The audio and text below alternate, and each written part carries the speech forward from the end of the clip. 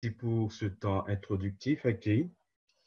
Euh, on va prendre quelques moments pour méditer autour d'un texte qu'on va trouver dans Juge chapitre 6. Ces derniers jours, j'ai relu ce livre des Juges.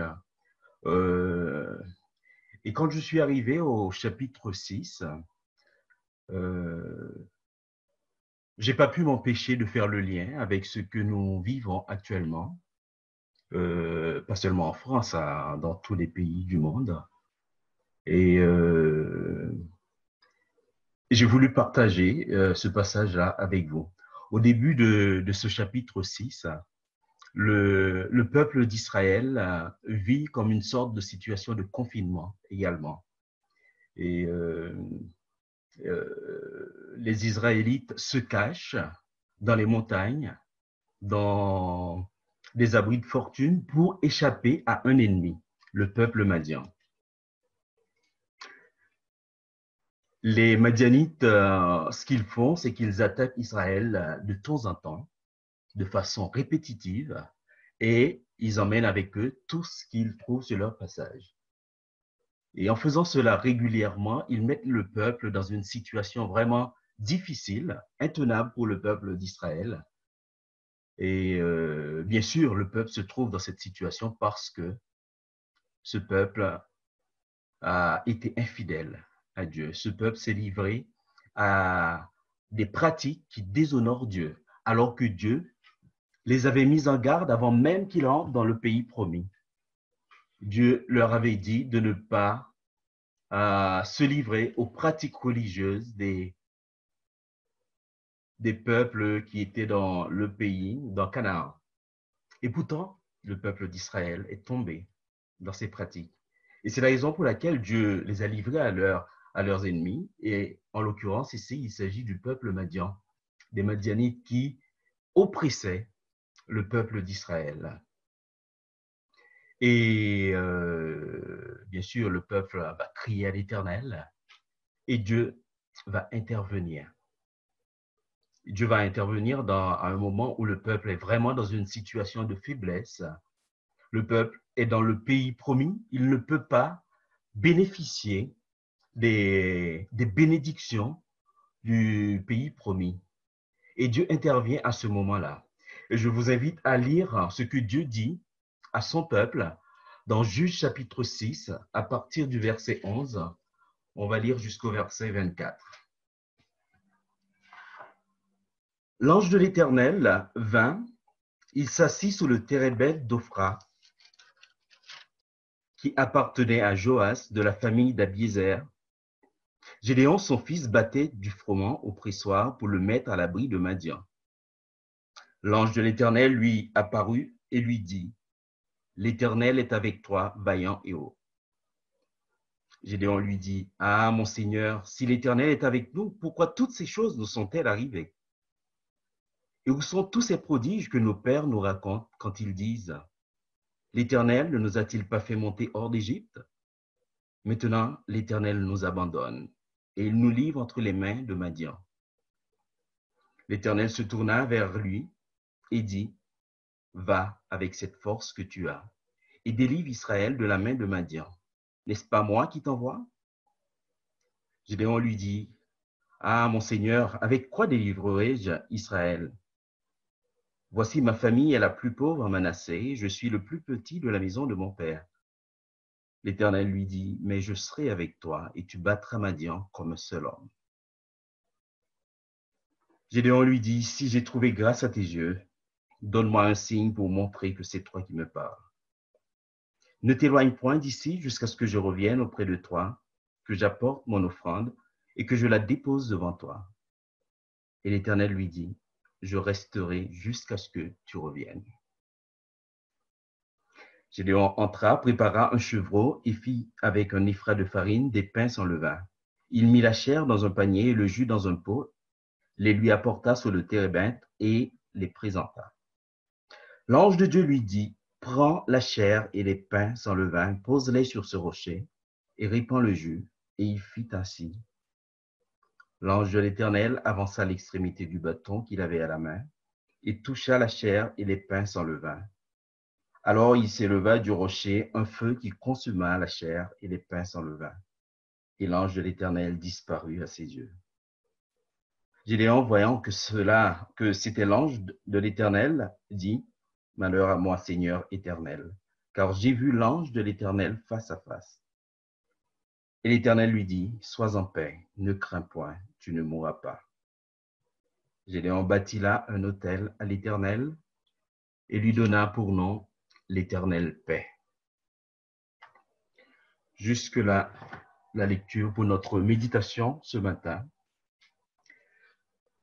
Dieu vient se présenter à son peuple en s'adressant à Gédéon et Dieu rappelle deux vérités absolues à son peuple.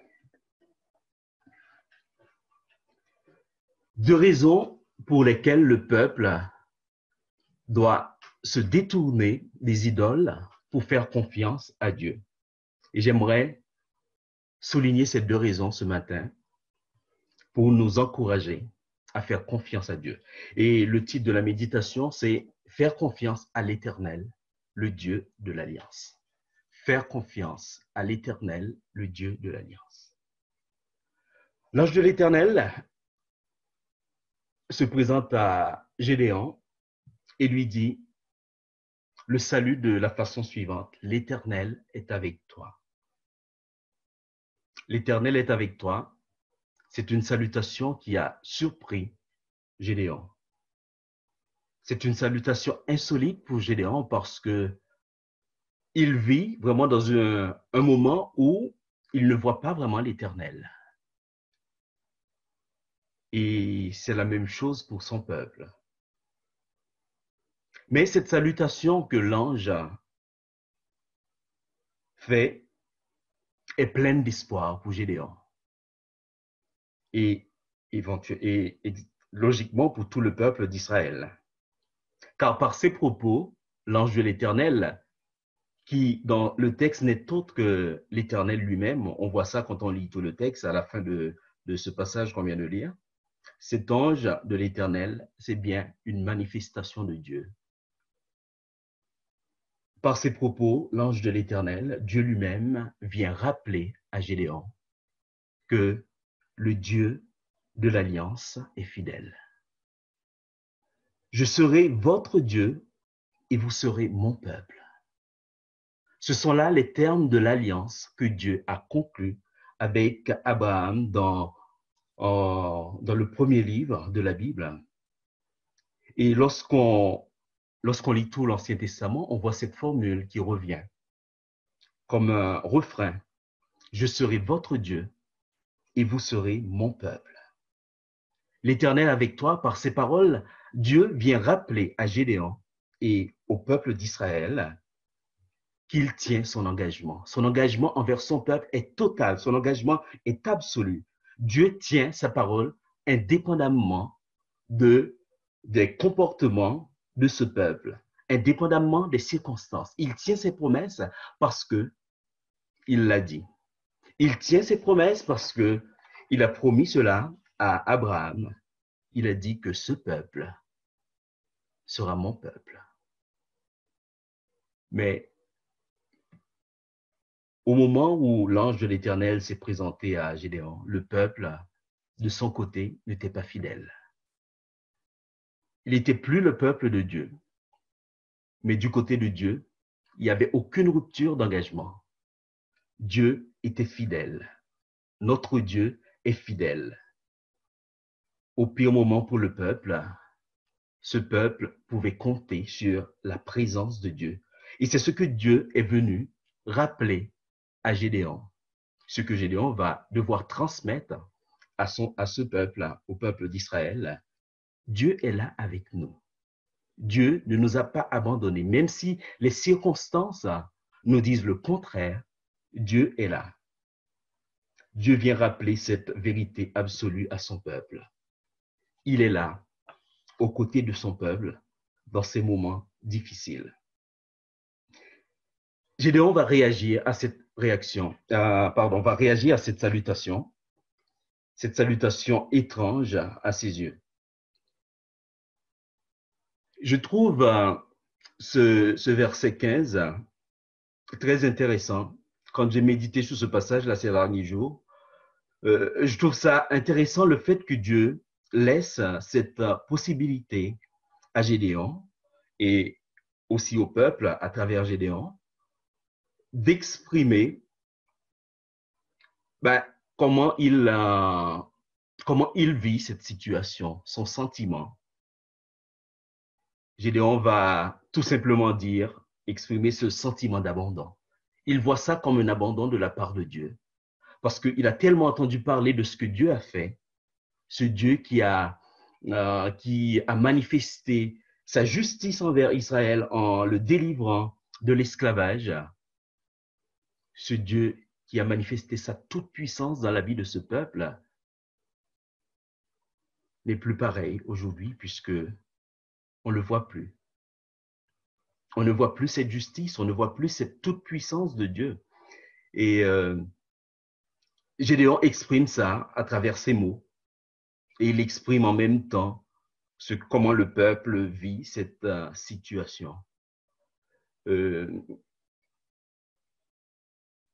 En faisant cela, en laissant cette possibilité à Gédéon, je crois que Dieu cherche à amener Gédéon à comprendre que ce qui est important, ce n'est pas sa conception de Dieu qui est forgée par les circonstances qu'ils sont en train de vivre, mais c'est plutôt le relationnel de Dieu. Et c'est ce que Gédéon est en train de vivre en exprimant ses sentiments face à Dieu, on peut le dire, puisqu'on sait que c'est une manifestation de Dieu, à l'ange de l'Éternel. Gédéon est en train de rétablir cette relation d'une certaine manière avec Dieu. Et en méditant sur ça, j'ai pensé aux rencontres que Jésus-Christ a eues pendant qu'il était dans ce monde. Et que, bien sûr, je n'ai pas pu m'empêcher de penser à ça puisqu'on est en train de revoir le livre de l'Évangile de Jean avec le groupe de maison et on a vu la rencontre de Jésus avec la femme samaritaine, la rencontre de Jésus avec cet homme paralysé qui était tout près du bassin de Bethesda. Et Jésus n'est pas venu et il n'a pas donné tout de suite à ces gens ce qu'il espérait avoir. La délivrance pour cette femme samaritaine, la guérison pour cet homme paralysé depuis 30 ans qui a attendu 38 ans pour être délivré de sa maladie. Mais Jésus a pris le temps d'écouter ces gens et ces gens ont pu entrer dans une relation avec Jésus. Et c'est là que, au bout de cette conversation avec le Christ, ils ont obtenu quelque part ce que Dieu voulait leur donner. Et dans ce verset 15, Gédéon a expérimenté la même chose aussi. Dieu a donné cette possibilité à Gédéon et au peuple d'entrer dans ce relationnel avec lui. Et cette réaction de Gédéon nous invite ce matin à ne pas nous soustraire à la relation avec Dieu. Cette relation avec Dieu est très, très importante, comme on le sait déjà, et c'est important pour nous de nous le rappeler constamment que ce qui compte, c'est cette relation avec Dieu, parce que c'est à travers cette relation que nous allons connaître Dieu. Ce n'est pas les circonstances qui vont forger notre vision de Dieu, notre conception de Dieu. Gédéon, tout ce qu'il voulait tout de suite, c'est que Dieu vienne et délivre son peuple. Leur vision de Dieu à ce moment-là, c'était ça. Dieu, c'est celui qui vient pour nous délivrer de nos soucis, de nos tracas du quotidien. Mais Dieu a voulu faire comprendre à Gédéon que ce qui compte, c'est ce relationnel. Et ce relationnel de Dieu est important parce que finalement, c'est à travers cette relation avec Dieu que la confiance va s'installer. D'ailleurs, c'est ce que l'ange l'invite à faire au verset 15, au verset suivant, au verset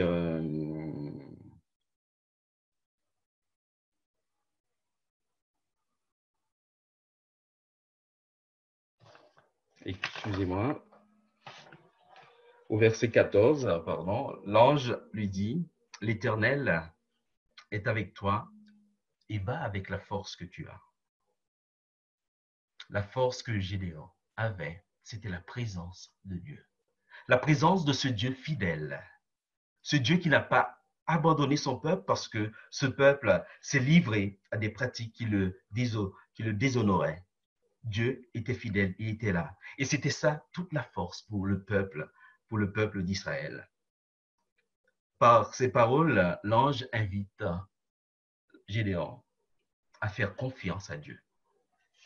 L'ange invite Gédéon à puiser ses forces dans la présence de Dieu pour vaincre l'ennemi. Gédéon n'aurait pas pu voir ça avant parce qu'il était tellement focalisé sur la souffrance de ce peuple, sur la peur de l'ennemi, cet ennemi qui pouvait débarquer à n'importe quel moment pour tout emporter. Et pourtant, Dieu était là. Dieu était là aux côtés de Gédéon. Dieu était là aux côtés d'Israël. Il n'avait qu'une chose à faire, c'est faire confiance à ce Dieu, accepter cette présence et croire que Dieu pouvait agir pour les délivrer de cet ennemi Madian. Au verset suivant, au verset 15, on voit que Gédéon commence à accepter cette idée de la présence de Dieu. Même si le temps est encore un peu hésitant, Gédéon accepte que oui, Dieu est fidèle, il est là. Et il va aller un peu plus loin, il va avancer, il va choisir de faire confiance à Dieu pour entrer dans le plan que Dieu a pour le peuple d'Israël et pour lui également. Faire confiance à Dieu, c'est ce que ce texte nous invite à faire, parce que Dieu est à nos côtés, il est là. Même si les circonstances nous disent le contraire, même si on a l'impression qu'il n'est pas là, mais Dieu est là à nos côtés. Nous n'avons qu'à croire tout simplement qu'il est ce Dieu fidèle et qu'il peut agir dans ces circonstances qui sont les nôtres. Nous vivons actuellement au rythme d'un confinement, je ne vous apprends rien, depuis quelques semaines. Et je crois que cette situation engendre la peur, l'angoisse. La peur par rapport au présent, ce qu'on vit actuellement, la peur de la maladie, la peur des conséquences sur nos projets, sur nos différentes activités. La peur aussi par rapport à l'avenir. Est-ce qu'après ce temps de confinement, tout sera comme avant? Est-ce qu'après ce temps de confinement, il n'y aura pas encore une autre période d'épidémie encore? Et du coup, ça va prolonger encore ce temps de confinement? Est-ce qu'après ce temps de confinement, on pourra reprendre nos activités? Est-ce que je ne serai pas en chômage? Est-ce que tout va être comme avant? Il y a beaucoup d'incertitudes. Le Fonds monétaire international prédit une récession mondiale historique avec un recul de la croissance mondiale estimé à 3%. Et je crois que tous ces éléments-là nous préoccupent d'une manière ou d'une autre, parce qu'on écoute les informations, on entend tout ce qu'on dit, et tous ces éléments-là, on les a dans la tête, et ça suscite pas mal de questions. Oui, il y a pas mal d'interrogations. Je crois que le plus important, c'est de ne pas laisser toutes ces choses gérer le présent que Dieu nous donne et nous empêcher de faire confiance à Dieu. La bonne nouvelle de ce texte ce matin pour nous, c'est que l'Éternel est avec toi. L'Éternel est avec nous et c'est ce qui fait notre force. Est-ce que nous comptons sur cette présence inconditionnelle de Dieu?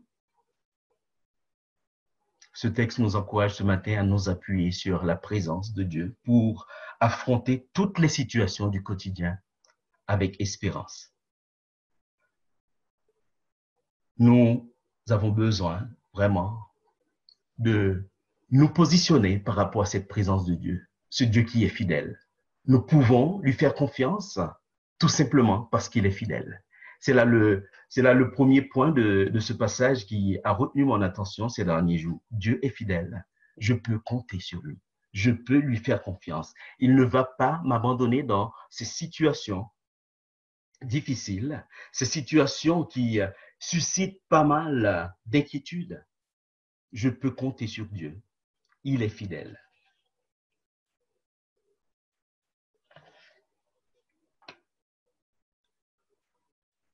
Gédéon est convaincu que Dieu n'abandonne pas son peuple.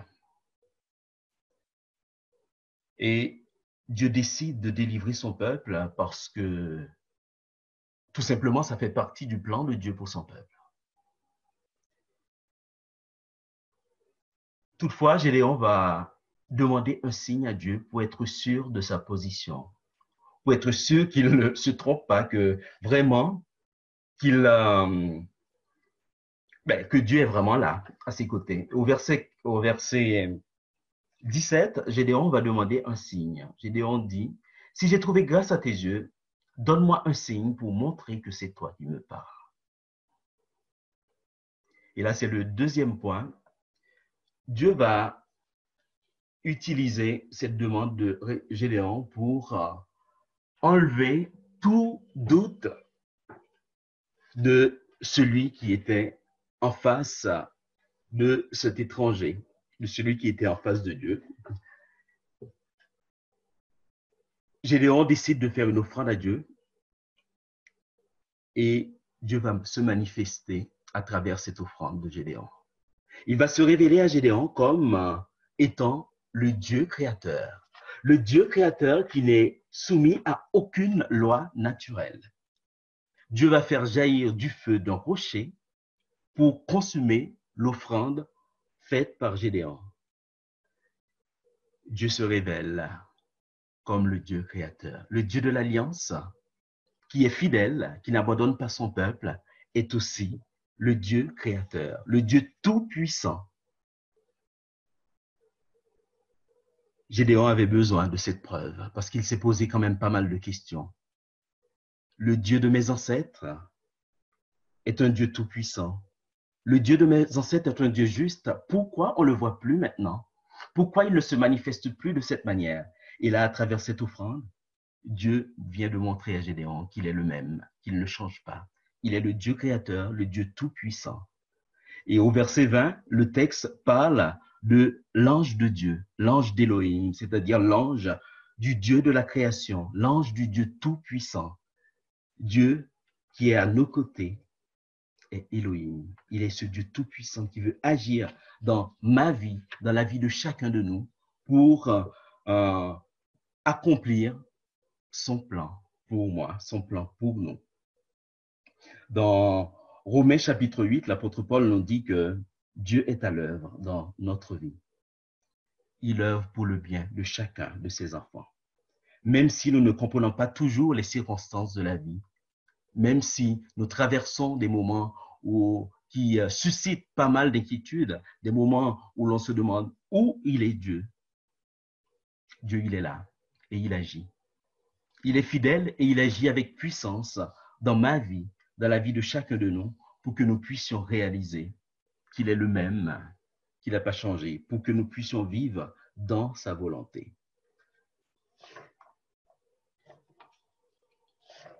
Alors ce matin, la question que chacun peut se poser, est-ce que j'ai des doutes quant à la capacité de Dieu d'intervenir dans les circonstances de ma vie? Le texte nous invite à lui faire confiance, car il ne change pas. Il est le Dieu tout-puissant. Il reste le maître du monde, le maître de l'univers. Il est au-dessus des rois, au-dessus des autorités de ce monde. Il est au-dessus des plans des hommes, comme nous le chantons parfois. Et encore en méditant sur ce texte ces derniers jours, j'ai pensé à notre projet d'église et tous les obstacles qu'on évoque parfois par rapport aux autorités. Et je me dis que combien nous avons besoin de faire confiance à Dieu encore et encore pour ce projet, parce que notre Dieu, il est souverain, il est au-dessus des autorités de ce monde. Nous n'avons pas à avoir peur de ces autorités, de leurs plans, parce que Dieu est au-dessus de ces autorités. il est le Dieu souverain, le Dieu tout-puissant. Nous pouvons faire confiance à Dieu parce qu'il est ce Dieu souverain, ce Dieu tout-puissant. Et c'est aussi le message du livre de Daniel que Bob a partagé avec nous ce dernier dimanche. Dieu, le Dieu très haut, règne sur les royaumes des humains. En Daniel chapitre 4, le verset 32, nous lisons, le Dieu très haut agit comme il lui plaît avec l'armée du ciel et avec les habitants de la terre. Et il n'y a personne qui lui résiste. Et dans les psaumes aussi, nous trouvons ces paroles, c'est le Seigneur qui est roi. Dans plusieurs psaumes, il y a ces paroles qui reviennent. Dieu est le Dieu tout-puissant, le Dieu souverain. Alors, ce matin, ce texte m'encourage, nous encourage à faire confiance à Dieu, le Dieu de l'Alliance, pour deux raisons principales. Parce que ce Dieu de l'Alliance est un Dieu fidèle. Il ne va pas nous abandonner. Il a payé le prix fort pour nous. Ce n'est pas pour nous abandonner à nos peurs, à nos inquiétudes, à nos soucis du quotidien. Dieu, il est fidèle. Nous pouvons lui faire confiance. Et nous pouvons lui faire confiance parce qu'il ne change pas. Il est ce Dieu tout-puissant, ce Dieu souverain qui va agir avec puissance dans ma vie, dans la vie de chacun de nous pour réaliser le plan parfait qu'il a pour chacun de nous. Et je voudrais terminer ce temps de méditation en évoquant un troisième point de ce passage. Et ce troisième point, c'est l'acte posé par Gédéon après cette expérience extraordinaire avec l'ange de Dieu. Le texte nous dit que Gédéon est pris de panique à partir du verset 22, après s'être rendu compte que la personne qui était en face de moi, c'était Dieu, finalement. C'était une manifestation de Dieu. Gédéon venait de vivre. Gédéon s'est dit, je vais mourir puisque j'ai vu Dieu face à face. Et c'est là que l'Éternel intervient pour lui dire, sois sans crainte, sois en paix, Gédéon, tu ne mourras pas. Et là, Gédéon a compris que Dieu vient de lui faire grâce. Non seulement à lui, mais aussi à son peuple, puisque le peuple n'a rien fait pour mériter cette intervention de Dieu. Gédéon n'a rien fait pour mériter que Dieu se manifeste à lui de cette manière. Dieu a fait grâce à Gédéon. Et c'est cette grâce qui va libérer Gédéon complètement de sa peur de l'ennemi. Parce qu'au moment où l'ange vient d'abandonner, de laisser Gédéon, cette peur de l'ennemi était encore là d'une certaine manière, la peur que l'ennemi intervienne à un moment ou à un autre. Mais en pensant à cette grâce que Dieu vient de lui faire, Gédéon était complètement débarrassé de cette peur. Et Gédéon, dans le texte, on dit Gédéon va poser un acte. Et c'est cet acte-là qui a attiré mon attention. Au verset 24, Gédéon bâtit un autel à l'Éternel. Gédéon bâtit un autel à l'Éternel pour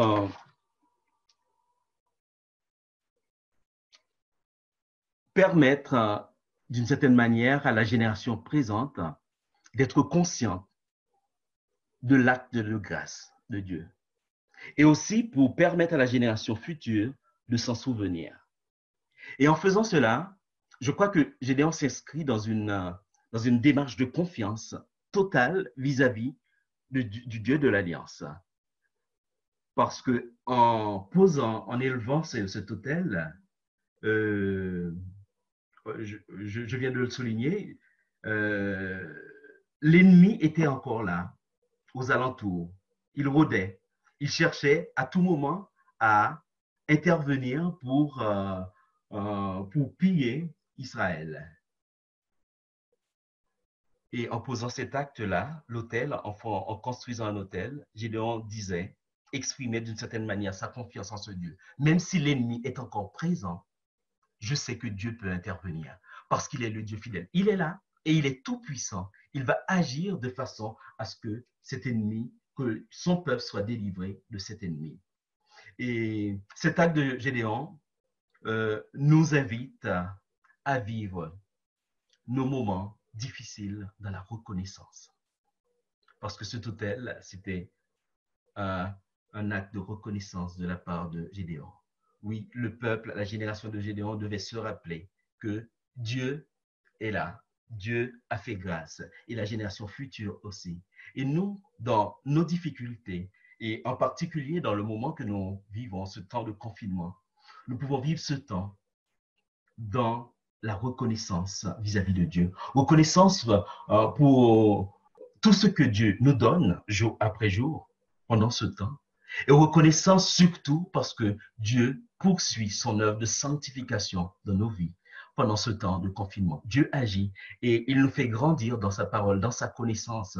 Et ma prière, c'est que l'on sorte de cette période vraiment fortifiée et que l'on soit encore beaucoup plus vif, beaucoup plus vivant pour notre Dieu, beaucoup plus zélé pour notre Dieu. Gédéon a construit un hôtel en signe de reconnaissance, que nous puissions vraiment, oui, vivre ces temps dans la reconnaissance.